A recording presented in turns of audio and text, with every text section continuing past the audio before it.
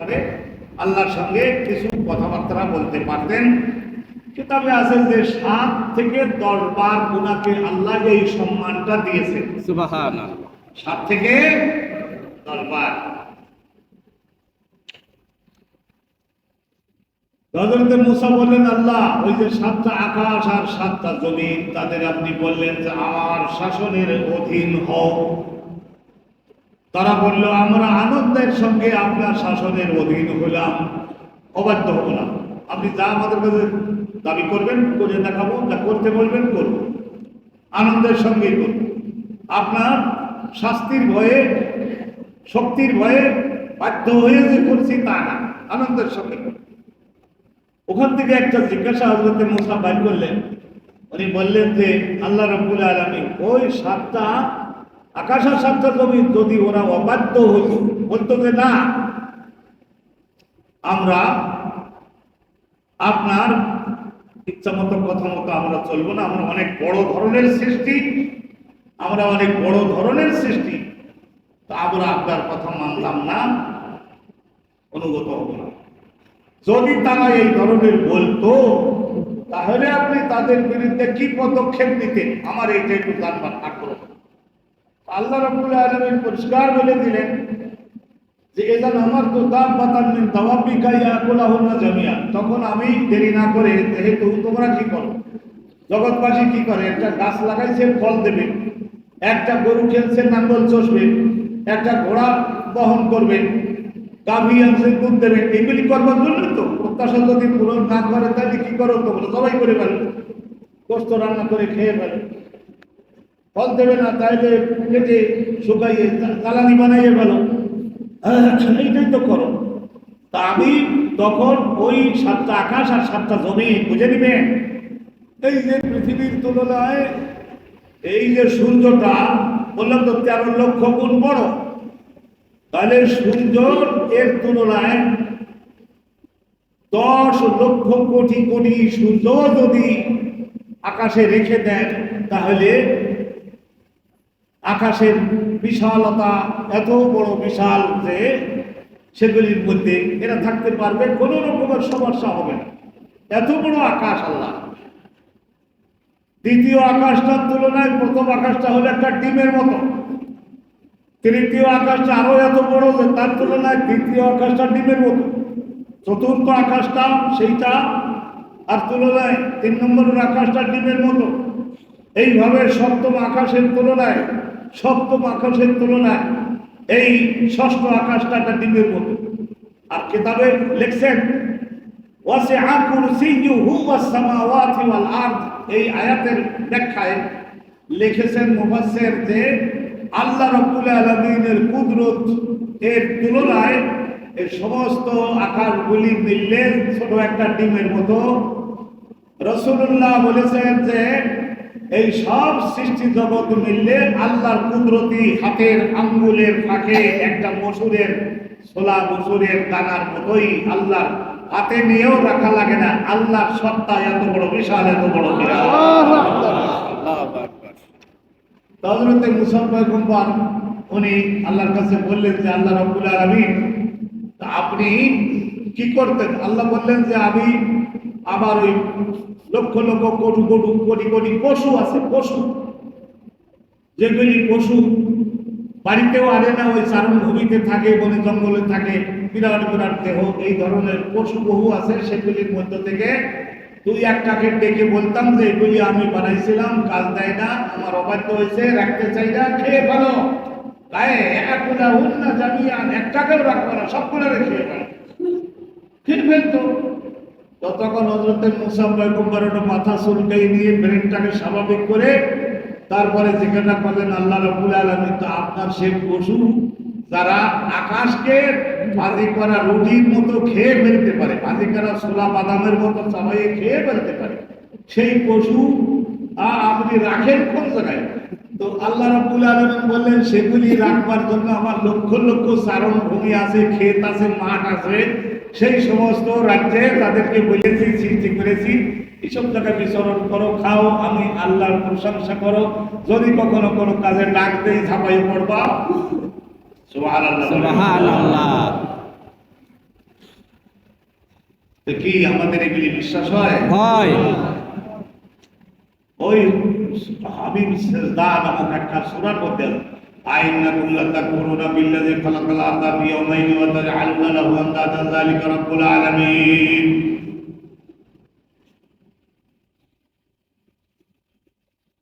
ওয়া কাদ্দারা আকওয়াতাহা ওয়া বারাকা সুম্মা ইস্তাওয়া ইলা সামাই ফাসাওয়াহুন্না সাবআ সামাওয়াত। আল্লাহ পাক রব্বুল আলামিন এইভাবে বানালেন, আকাশ রাজ্য বানালেন, সব বানালেন। এই যে আকার দেখে এই আকারগুলিকে আল্লাহ সর্ববৃহৎ সৃষ্টিটা কিনা, এর চাইতে আরো কোটি কোটি কোটি কোটি বড় বড় সৃষ্টি আল্লাহ পাক রব্বুল আলামিনের আছে। এখন কোন যুগের কোন মানুষ যদি একজন ব্যক্তি অথবা একটা পরিবার, একজন ব্যক্তি বা একটা পরিবার বা একটা গভর্নমেন্ট যদি কি করে এই ধরনের আল্লাহ যে পরাক্রমশালী, আল্লাহ রাব্বুল আলামিন যে সর্বক্ষমতার মালিক, এই বিষয়টার সঙ্গে যদি সাংঘর্ষিক পজিশনে মনের দিক দিয়ে যদি কেউ যায়, একটু দেরি যদি হয় হতে পারে, কিন্তু তাকে আল্লাহ রাব্বুল আলামিন তাকে যে ধ্বংস যে করবেন এই ব্যাপারে আমাদের কারোর কোনো মনের মধ্যে সন্দেহ থাকা কি উচিত হবে?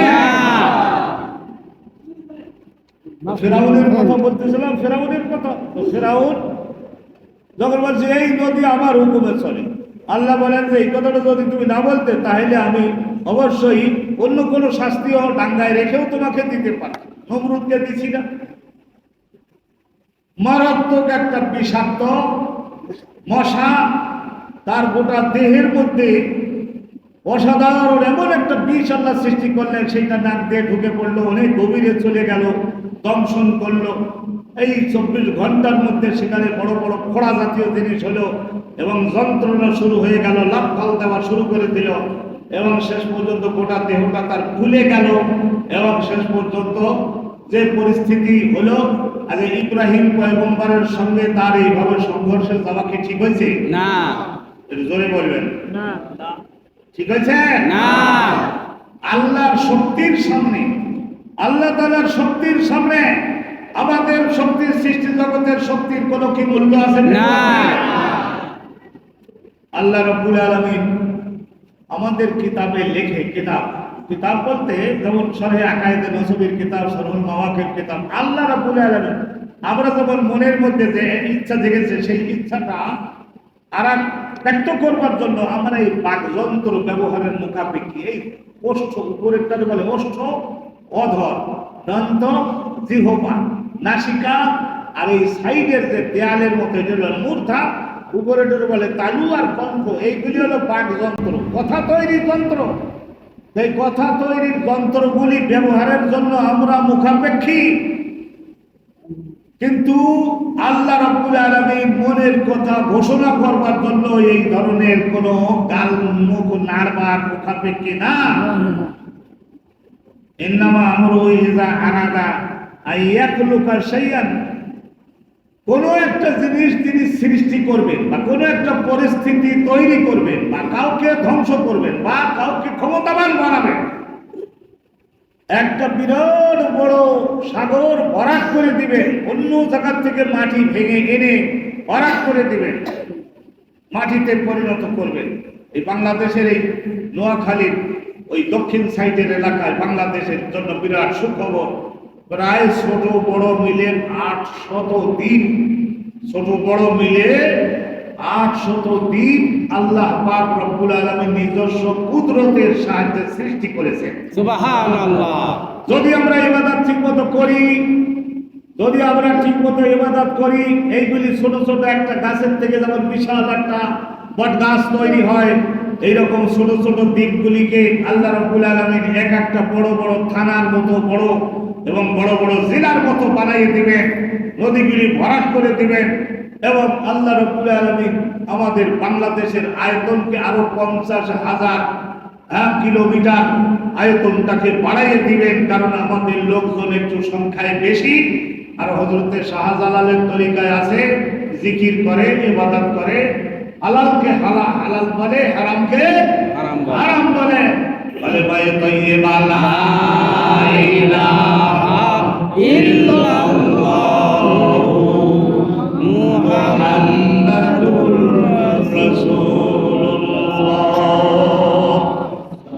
ইস্তেগফার করবেন বেশি বেশি। আস্তাগফিরুল্লাহ রাব্বি বলুন, আস্তাগফিরুল্লাহ রাব্বি মিন কুল্লি যামবি ওয়া আতুবু ইলাইহি।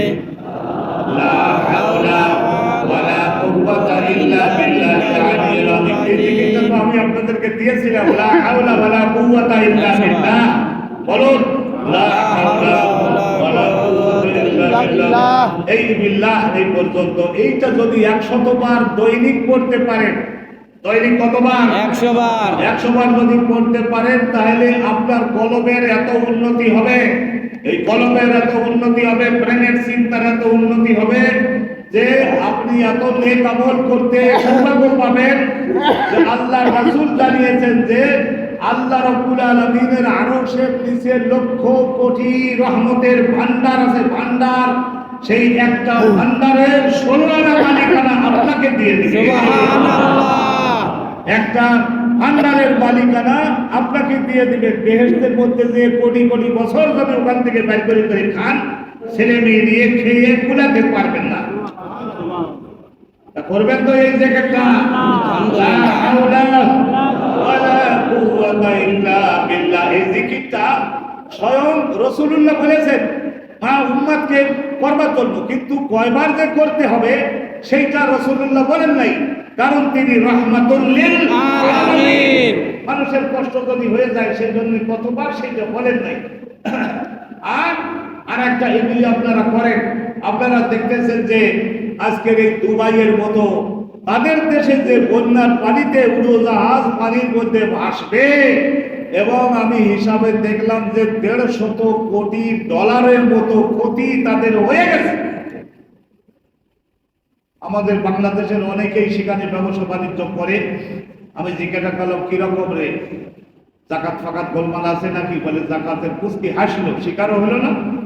আমি বলে কিরকম অবস্থা? তো বলছে আমার ভাগ্য একটু ভালো, কারণ আমার ওই বড় বড় মার্কেটের নিচের তালায় আমার দোকান না, আমার দোকান সব বুদ্ধি করে বরিশালে বাঙালি তো অতএব একটু বুদ্ধি শান্তি করে দোতলায় 3 তলার দিকে নিয়েছিলাম, পানি ওই পর্যন্ত ওঠে নাই।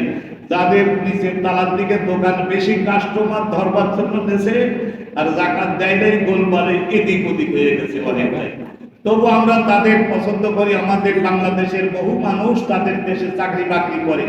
আবু ধাবি, দুবাই, এই সমস্ত এলাকায় আল্লাহ রাব্বুল আলামিনের রহমত নাজিল করুন, আমিন। রহমত নাজিল করুন, আমিন।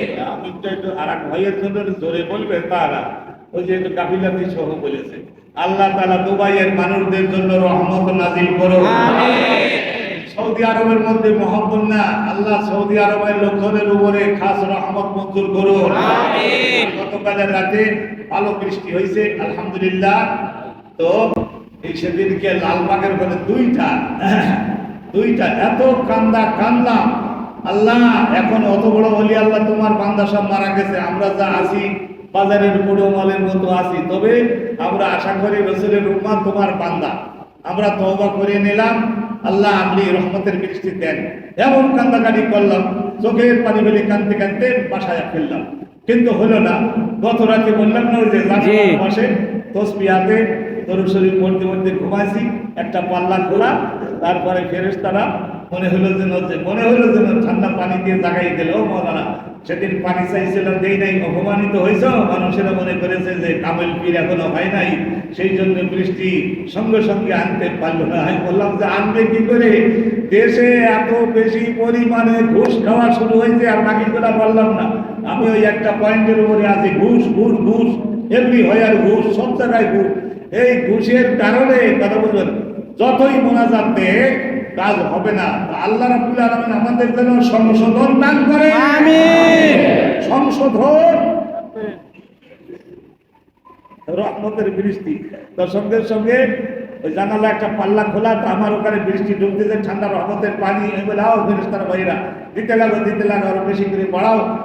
আমরা ভুল কিছু করেছি, কিন্তু আমরা লাইনে উঠে যাবো। একটা বীজ আপনি বপন করলেন মাটিতে, একটা বীজ বপন করলেন, সেই বীজটার থেকে যে একটা চারা গাছ হবে, ফল ফসল হবে, আপনি সেটা খাবেন, আপনার কাছে কোনো গ্যারান্টি আছে? না। এই বীজটা থেকে বিকীর্ণ করে ওখান থেকে একটা জাগ্রত করে দেওয়ার জন্য ক্ষমতা কার হাতে? আল্লাহ তাআলার হাতে। তাহলে আল্লাহর উপরে তো ভরসা রাখতে হবে।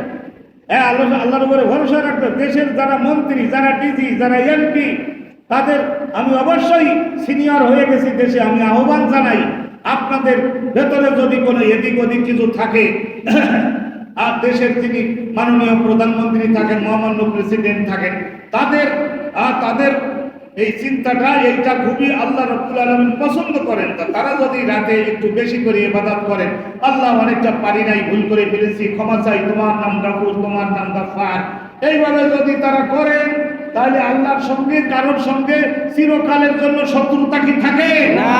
যেখানেই সংশোধন হবেন, সঙ্গে সঙ্গে রহমতের দরজা খুলে দিবে। এই যে মারাত্মক রোগ, এই